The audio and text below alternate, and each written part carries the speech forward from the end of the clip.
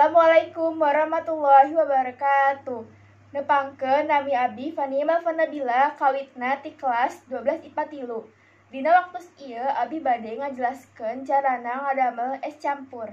Sateacana abdi bade nerangkeun heula naon ari es campur teh. Janten es campur teh nyaeta salah sahiji leueutan khas Indonesia anu cara ngadamel teh nyaeta ku cara nyampurkeun rupi-rupi bahan kana hiji mangkok. Es campur teh leueutan anu rasana raos pisan jeung gampil pisan didamelkeun nyalira di bumi. Kusabab kitu anjeun sadayana teh tiasa langsung ngadamel es campur nyalira di bumi. Jeung kusabab kitu oge abdi ayeuna bade nerangkeun bahan-bahan jeung carana ngadamel es campur. Bahan-bahanna buah alpukat, buah lengkeng, buah naga, ager, mutiara, susu, sareng sirup.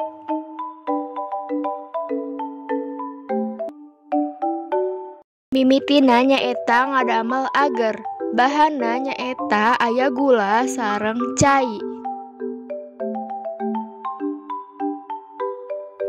Carana nyaeta kaluarkeun eusi kemasan ager kanu panci.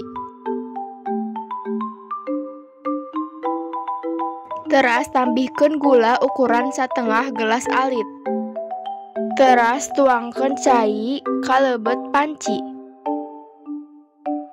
Saterasna simpen panci di luhur kompor, teras hurungkeun komporna. Jeung tong hilap oge aduk agerna dugi ka asak.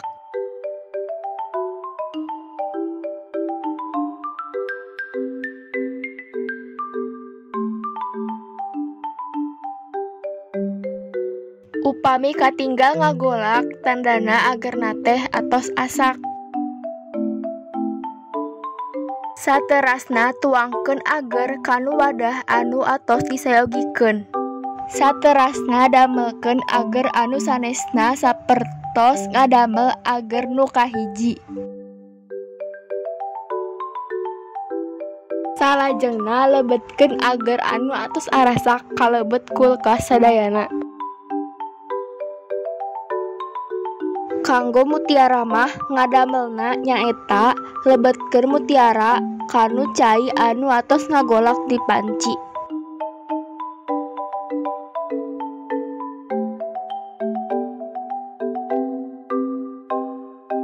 Saterasna kanggo buah anu kahiji nyaeta alpukat, buahna dibelah janten 2.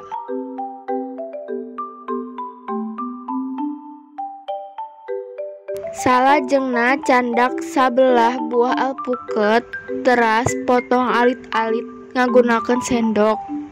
Teras lebetkeun kanu wadah anu atos disayogikeun.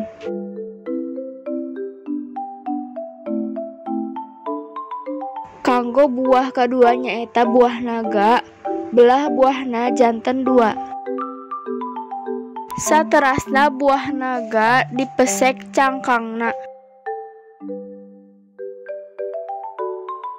Teras potong-potong buah naga nganggo peso. Teras lebetkeun buah naga kanu wadah anu atos aya buah alpukat.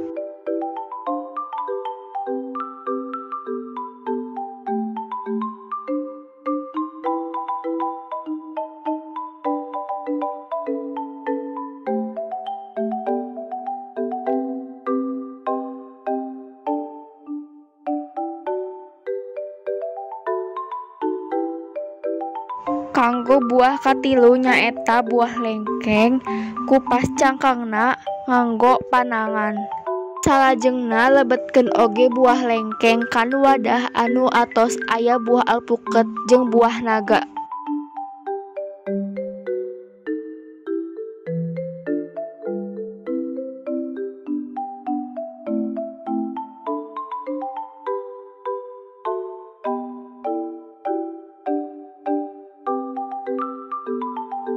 Salajengna tambihan mutiara ngagunakeun sendok kanu wadah anu atos aya buah-buahan.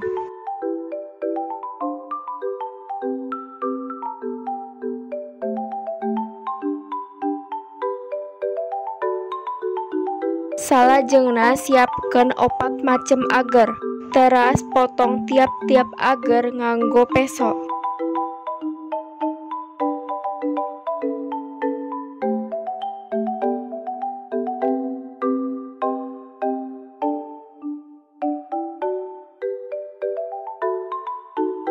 Salajengna tambihkeun sirop sareng susu.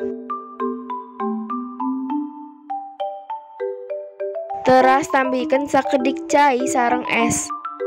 Salajengna aduk sadayana bahan anu atos aya di wadah supados amisna rata. Ieu hasil akhir ngadamel es campur. Sadaya bahan atos nyampur dina wadah.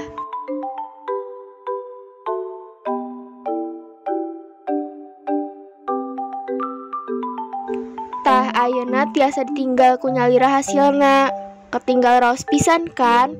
Kusabab kitu, hayu atuh urang sami-sami ngadamel es campur.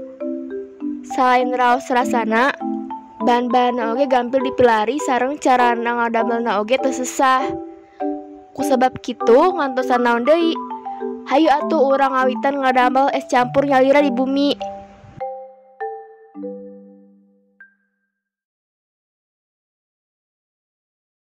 Tah eta teh tampilan video ngeunaan carana ngadamel es campur.